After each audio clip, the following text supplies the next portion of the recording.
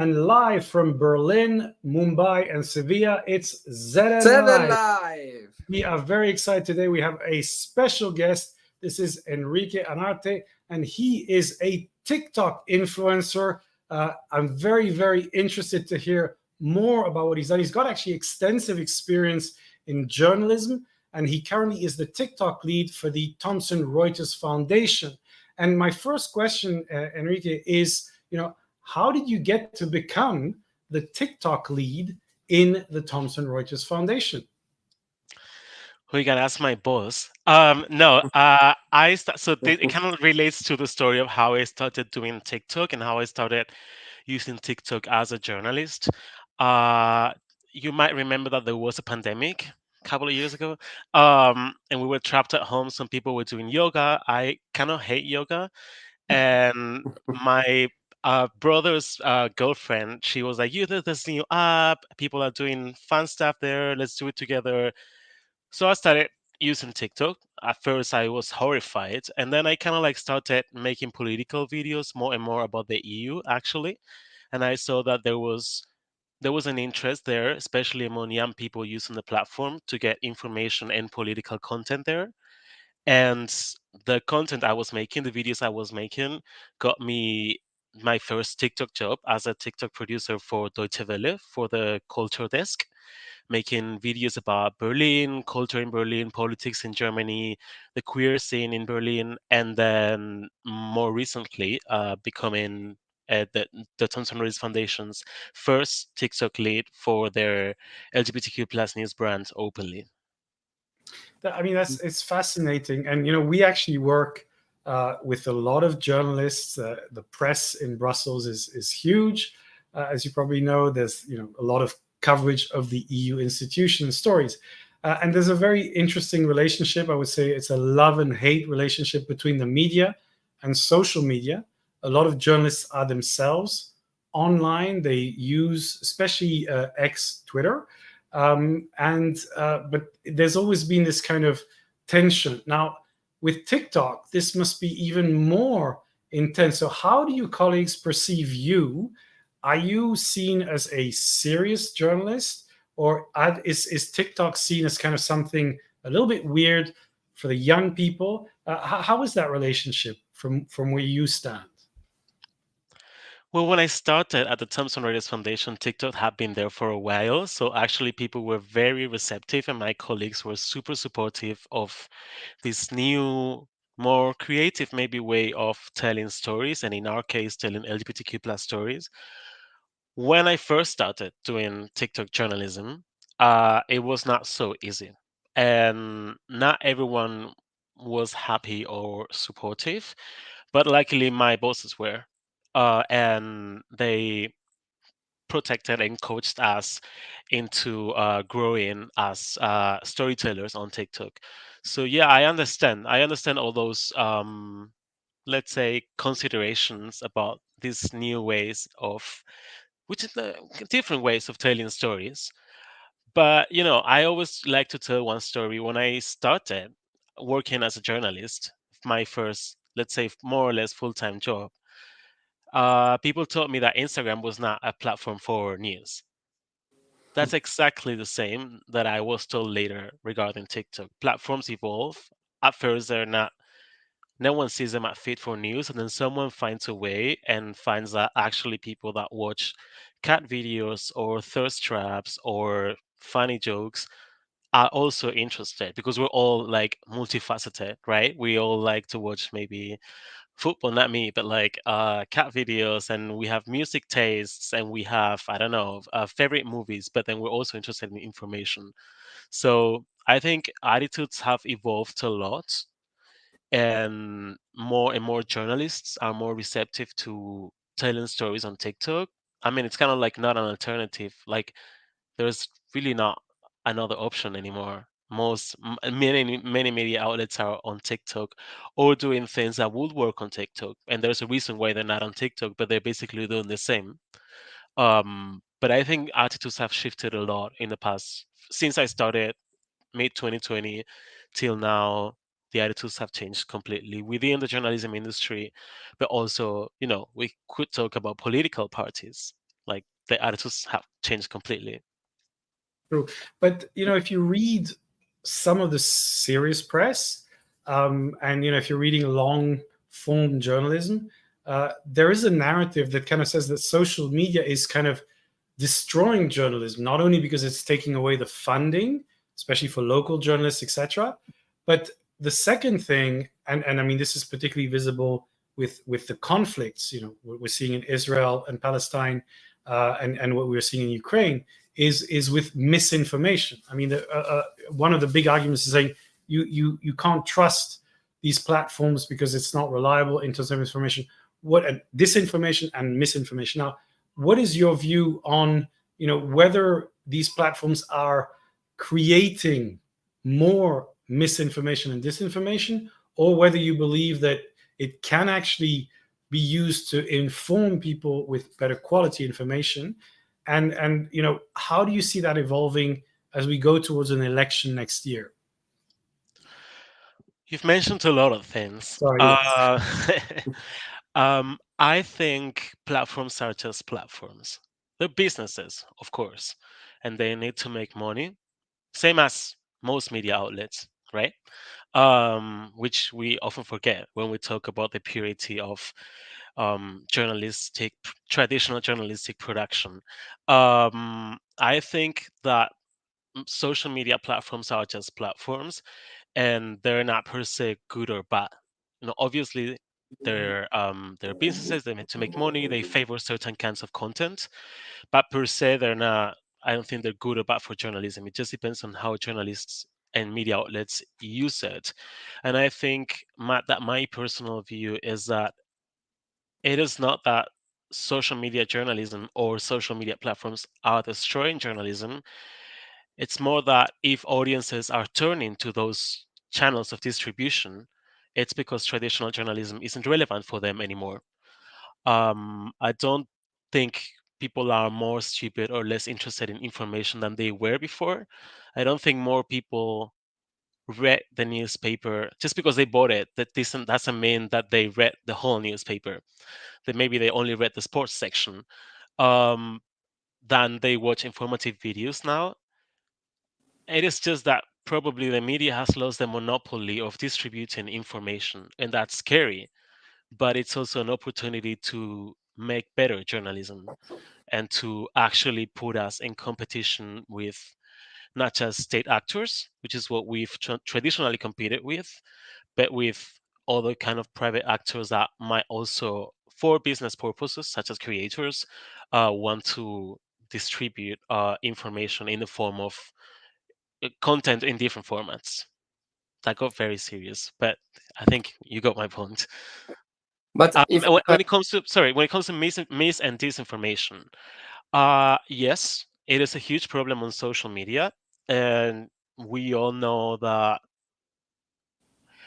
there are, let's say, many reports by specialized experts in the field point at social media firms not doing enough to fight that kind of content that is either misleading or just false. Um, I would argue that there was a lot of misinformation and that there is a lot of misinformation in the media as well. We're seeing it, for example, when it comes to around the debate of trans rights in Europe.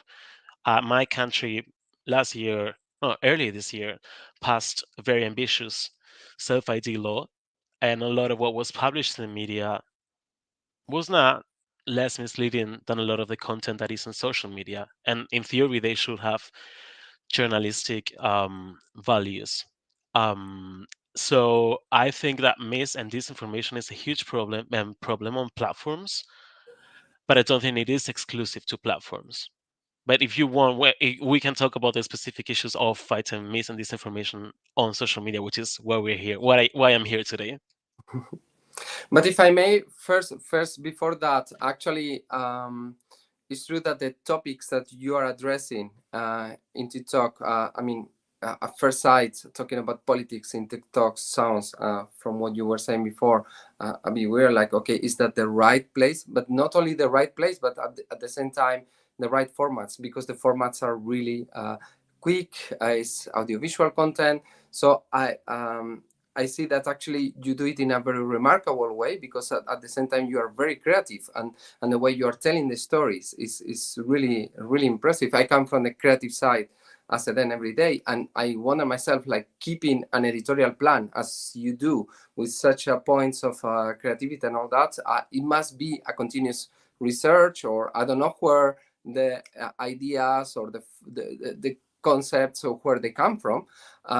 We were talking out of the before starting the talk that you even use ChatGPT and the AI and all that even sometimes. So I wonder, what is the secret? The secret? Where is the inspiration? How do you manage to a channel that is continuously asking for originality to convey that, and to bring the kind of work that you're doing? It's just a full-time job. It's not. It doesn't have a secret. It's just time and effort. I think, if you cover, let's say, climate change, you have to be talking to the experts in the field constantly. When you make journalistic or any other kind of content in a platform that is so full of creativity, and that the reason why it was a revolution on the world of social media platforms is because it was so creative, and it didn't require you to have 1 million followers to go viral, that anyone could go viral. That was the point of TikTok. Like, two main points of TikTok: the creativity and the fact that you didn't need 1 million followers, or whatever, no amount of followers to go viral. If it was a good video and the storytelling was good, or it was funny, or it was like new, or it just inspired or outraged people, then you had the possibility to go viral, which was not the case in more follower based platforms such as Twitter or Instagram before they introduced the Reels algorithm. Um, it's for me, it's a full time job, either on my personal channel or on my let's say my work channel, and it just involves having, first of all, having the humility of, I don't know everything. I I I don't have the right to tell people how they should consume stories and which kind of stories they should consume, but it's just engaging in a conversation with users in which you kind of like keep a really close track of the comments that people leave on your channel, to see what kind of topics they're interested in, what kind of videos they engage with more, what kind of formats, and and in and basically include that in your news gathering and creative process. I think that's what it's about. Just respecting the audience and spending enough time on the platform to understand what the language of the platform is. I see very interesting also the balance between using humor and going for serious content, and how you combine one or pass from one to another. Do you see humor as a key element on this kind of communication? I just love that format personally, because it brings me a lot. And I think that humor has a power to stay in people's minds and hearts that sometimes plain information doesn't. So I like to play with it. I'm not the best, but I am trying to be as good as I can. And I also think that if we TikTok, compared to other social media platforms, TikTok is actually not a social media platform. It's an entertainment platform.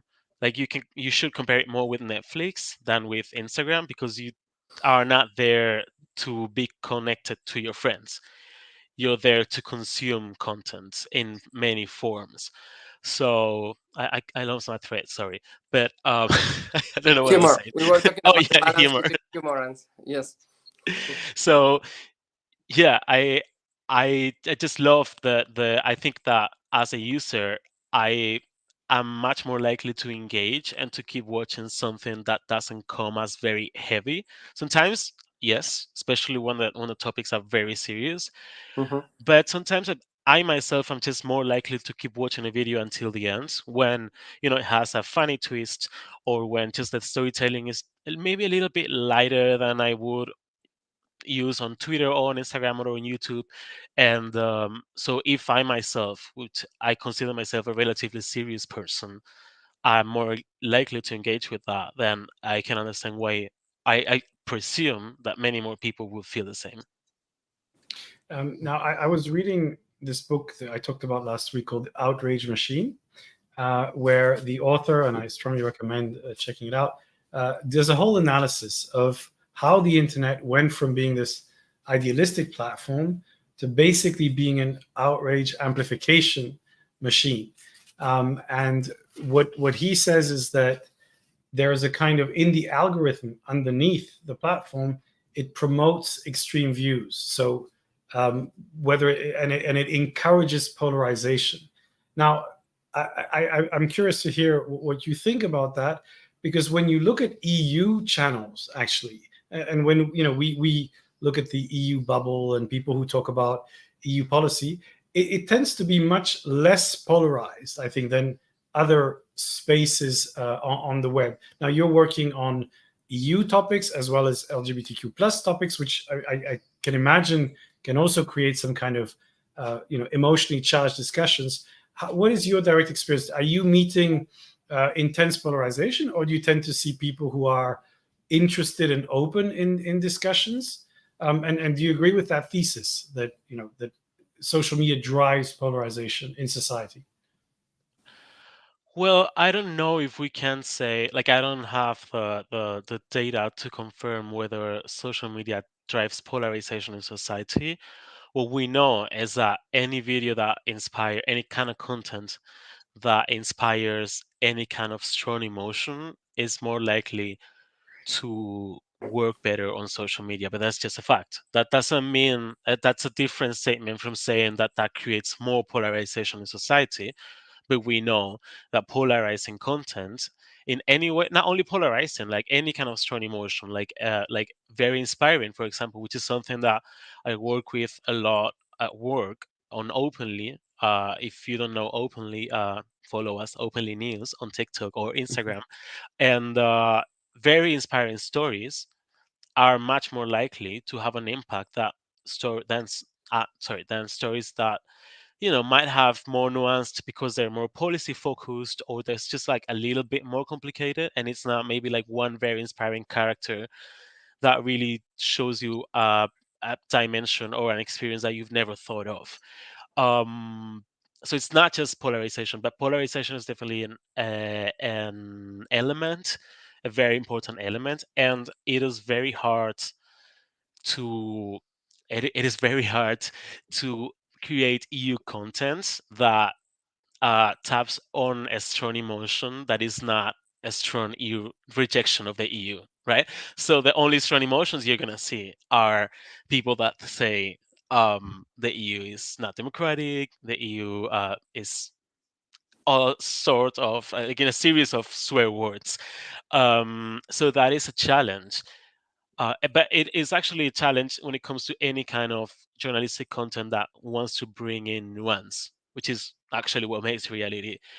My take on that is that just because you can't, let's say, tap on a strong emotion, it doesn't mean you cannot do it.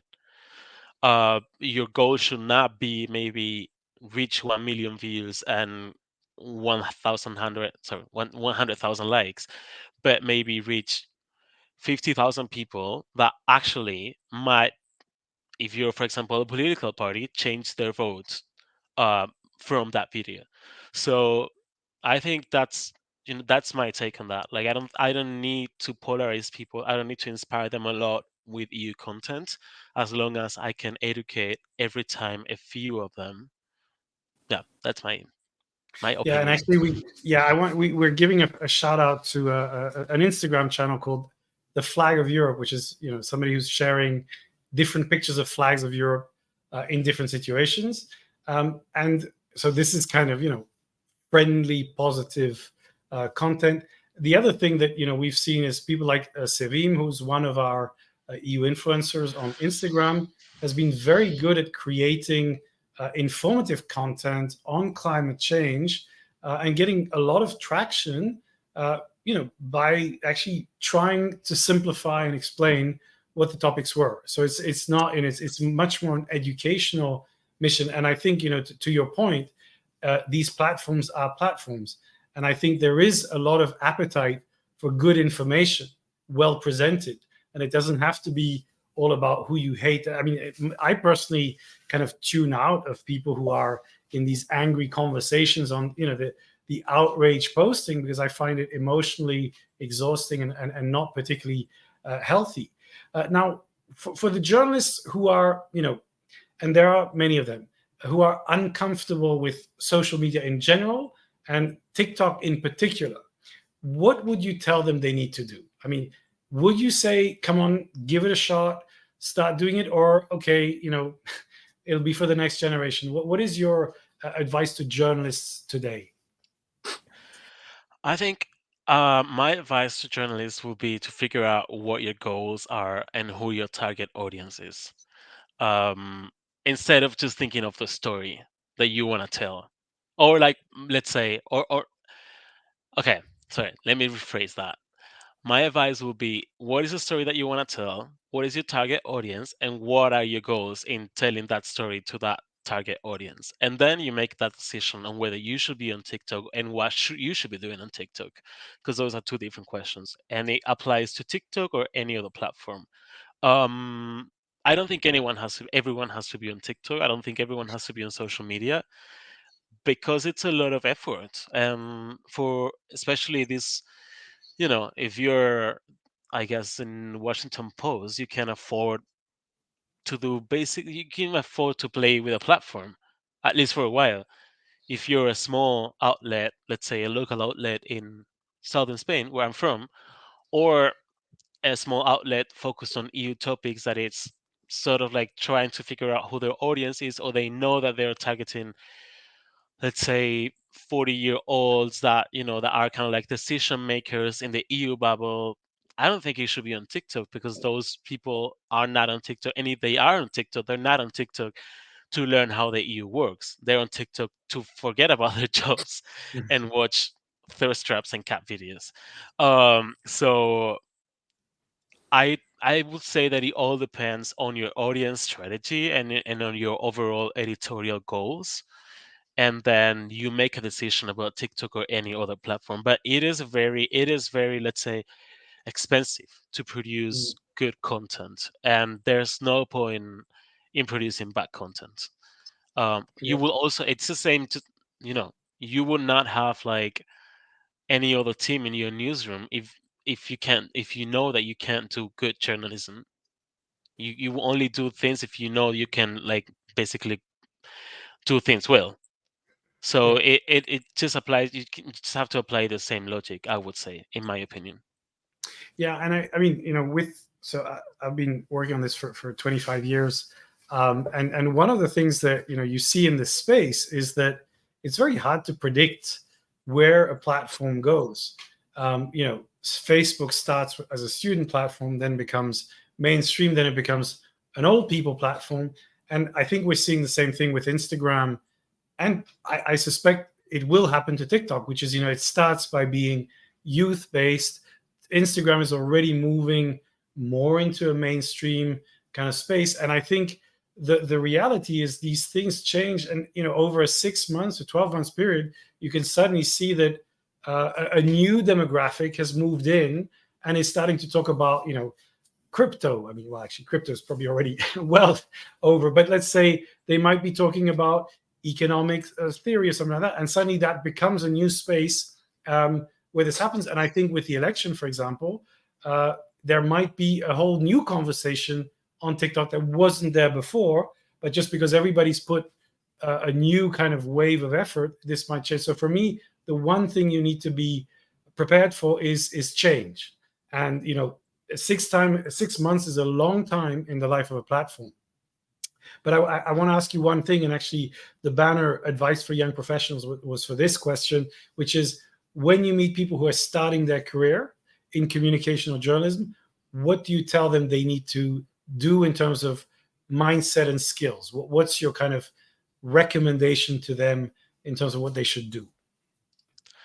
I would say it's a bit cheesy, but I always say that people should believe in the story they want to tell and work hard in telling it.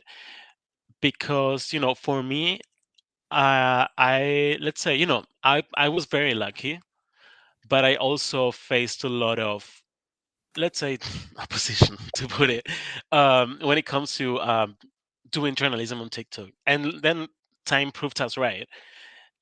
But it was also a lot of hard work every week, convincing people that we could tell these stories, and that these stories in this way, and that these stories deserved to be told on this platform for this audience. So just do not be discouraged. And as you said, be prepared for change. I was purely a text reporter before the pandemic. I did some TV, but like I was not good at it, and I don't want to go back to that. And but I basically worked mostly in text, and then the pandemic arrived. It basically changed the whole structure of production of a lot of newsrooms, and suddenly young talent that was not only capable but also willing to produce social media first and social media focused stories was needed. And then I was there.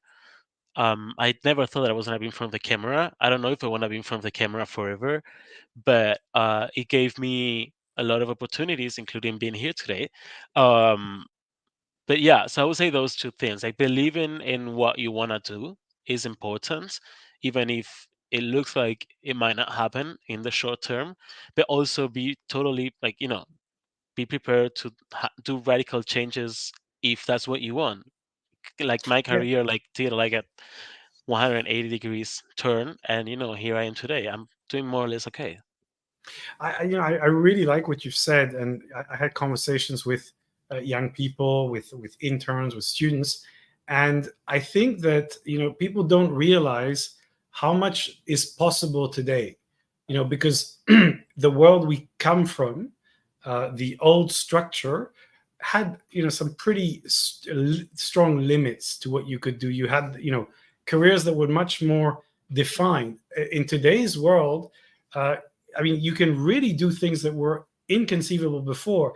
You can be an expert at a specific niche topic that travels globally. If you can use those technologies, if you can learn to use them, I think the possibilities are much, much broader than before. And I think people need to understand that to start seeing the potential rather than thinking, oh my God, everything's so uncertain. I don't know what's going to happen next. That's true. Uncertainty is there, but it means that you can do things that that were just nobody told you this job existed, nobody prepared you for it, but you can create it, and then it can be so much more fun than if you're stuck in a box in a corporate job in some very narrow kind of environment. So I think it's a very, very, very good point. If I might Yeah, say, yeah, I please. I think also the current the fact that social media platforms are somehow dominating more and more the way we do journalism, if that's correct. That is also, and I understand that it's very scary for many media outlets and journalists. It is for me as well. Like, I also still write long form pieces for our website, and I love writing. Sometimes even more than doing TikToks, and it's just scary that a piece might only get 200 views, and then a silly TikTok gets 1 million views. And you're like, why? Or just 50,000, which is not that much for TikTok, but it is much more than the long form piece that took you like months of reporting, like a lot of personal suffering, dealing with the stories. Um, but it has also democratized access to both information and access to jobs. I got all of the jobs that I've gotten as working with TikTok because I was doing content myself on social media. I know a lot of people that thanks to, let's say, videos and other forms of content being available everywhere, and then them succeeding, let's say, as individual creators, then media outlets saying, oh, this person is good, we get them. And those people maybe leaving the media outlets that wouldn't appreciate that talent because they were not paying attention to their talent doing those things. So I think that, in a way, even though it's very scary, change is always scary. Change has always been scary for everyone. Not for everyone, for those that lived comfortably. Um, but I think it also, we have to focus, see the bright side of life, and see how change is actually, in a way, making both information and access to jobs more democratic for people that before maybe didn't have access to those things. I Business, you think wanted you to are jump? also you're a great supporter also of the LGBT cause, and actually that is something that is I believe bringing you putting yourself on as a face for this big change that is happening, that we're living and that we're seeing every day. What is the feedback? Are you receiving feedback? Do you see yourself there? Because actually you are seen in TikTok as one of the ones that are there. On the face and bringing maybe some normality on things that maybe for some people still those are things that they may not think about. How do you feel it? I don't know how. What is the energy? Is that one of the things that is bringing you every day? Like, okay, this is bringing me energy to move forward. I don't see myself as a pioneer, as in Mhm. I was very lucky personally in my life, and I was always empowered by a very supportive environment, family, friends wise, even at work, in all of the workplaces I've been at. So that I was very lucky, which is not the case. And I also live in countries where, if you're a white cisgender man, even if you're gay, you're more or less okay. But what, but it is very, it can have a very negative impact on your mental health to be exposed to a lot of feedback, which isn't feedback, it's just online trolling and online Mhm. abuse. And I think no one prepared us for that. And that is something that newsrooms, if they want to jump on the TikTok board and they want to put their reporters, especially their young reporters, but also especially women, people of color, LGBTQ plus people, gay men were a bit better, but still there are certain points that we suffer abuse that maybe straight men don't. But especially I think women and people of color are very let's say online abuse against them is very, very common. And newsrooms, I will ask them, if you're going to jump on this train, be prepared to protect your journalists, because the abuse can be horrible and can take away nights of sleep. What brings me strength and what brings me motivation is the is the people that I whose stories I get to tell. I feel very lucky for that. Recently, we did a story about an all trans men team, trans masculine team in London, football team. They are the first all trans men team in Europe, and they played their first game against a group of cisgender men, a team of cisgender men, and we were the only ones. I think they were the only ones to cover the story. The video went viral, and at first, not even queer media outlets in London wanted to go cover because they thought it was too small. We did the story, it went crazy viral, and then everyone else approached them. And I recently met them in person for the first time, and they came to me and they were like, "Oh, we're so thankful." And I'm like, "No, I'm thankful. I am thankful for you telling your story." But it brought me a lot of motivation, because that is why we do this. That is why we make so much effort to, and against so much abuse online, that you're like, why is this necessary? Like, why do I have to take this? Why do I have to see this kind of comments at 10 p.m.? Why do I even look at the phone? um so that is what brings me motivation. When those inspiring stories come up and the protagonists are like brave enough and strong enough to share them with us, and sometimes take on a lot of the abuse that we try to protect them from, but you can't sometimes. They are my main motivation. Fantastic. Okay, so that's a fantastic story. Now we have time for some recommendations.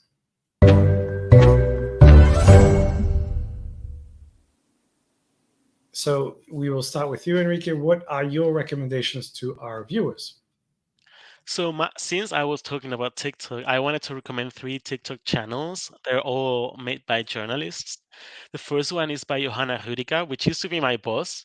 Um, and she she basically makes a lot of content about news in Germany, also more like lifestyle culture content.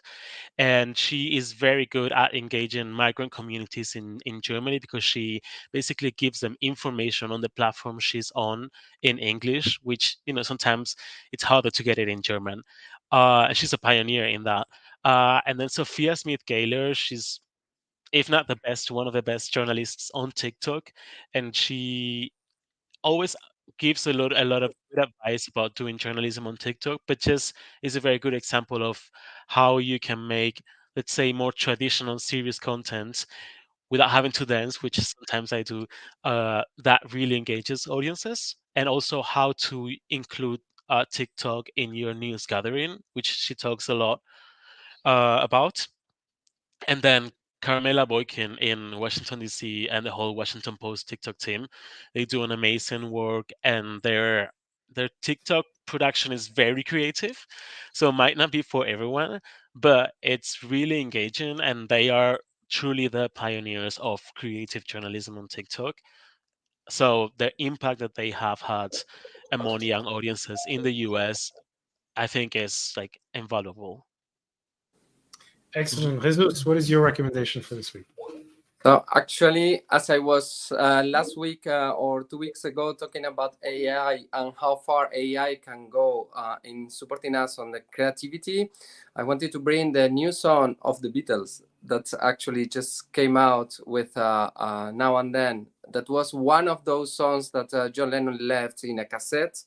That was actually not with really bad sound, so bad that actually at the time, Paul McCartney and the rest of the Beatles couldn't really adjust it. And now with the AI, apparently they could make it happen. And now there is a lot of polemic until where the AI should go to bring or to generate art. Could this be called the Beatles? Not so. I don't know. Just I leave it there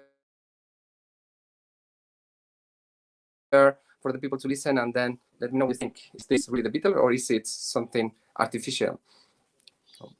Excellent. And I'll finish with a kind of self-help book, which I really like. Arthur Brooke, he's a journalist for The Atlantic. And it's called Build the Life You Want. Not sure what Oprah did in the book, because I think it's mainly Arthur Brooke's work, but it's a kind of nice, kind of science-based insight into how to live a happy life. I think some good things for mental health, mindfulness, spend time with your friends, family, all that kind of stuff. Things but also things that are good to be reminded of. And that's all we have time for. Thank you so much, Enrique, for your insights. It's been great to have you. Stay in touch, and we will see you online. So have a great weekend. Thank you very much, everybody. Bye-bye. Thank you so much.